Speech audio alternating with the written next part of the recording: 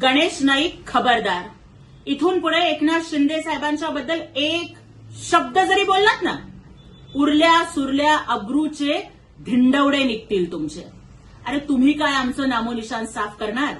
त्यापेक्षा आधी स्वतःचं चारित्र्य साफ करा. आणि एकनाथ शिंदे साहेबांचं नामोनिशान साफ करणारा मायकालाल अजून जन्माला यायचा आहे. गणेश नाईक अवकातीत रहा. तुमची ख्याती ही फक्त पक्ष, कपडे आणि बायका वारंवार बदलण्यासाठी आहे. अरे ज्यांच्यावरती बलात्काराचे गुन्हे दाखल आहेत, ज्यांच्यावरती विनयभंगाचे गुन्हे दाखल आहेत, जे स्वतःच्या मुलाला पितृत्वाचं नाव देऊ शकत नाहीत ना, त्यांनी आमच्यावरती बोलूच नये. ज्यांचे फक्त रात्रीच खेळ चालतात ते राजकारणातले अण्णा नाईक म्हणजे गणेश नाईक आहेत.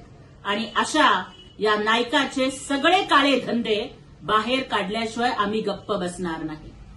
अलीकडे गणेश नाईकाचा एकच धंदा झालाय की रोज उठायचं आणि एकनाथ शिंदे साहेबांवर भुंकायचं. पण लक्षात ठेवा, हाथी चले बाजार, कुत्ते भोके हजार. आणि मला भारतीय जनता पक्षाच्या नेत्यांना सुद्धा सांगायचंय की लवकरात लवकर या राजकारणातल्या भटक्या कुत्र्याची राजकीय नसबंदी करा. नाहीतर आम्ही जरी महायुतीत असलो तरी या पिसाळलेल्या कुत्र्याला म्युनिसिपालिटीच्या गाडीत घालून कसा बंदोबस्त करायचा हे लाडक्या बहिणींना चांगलंच माहिती आहे.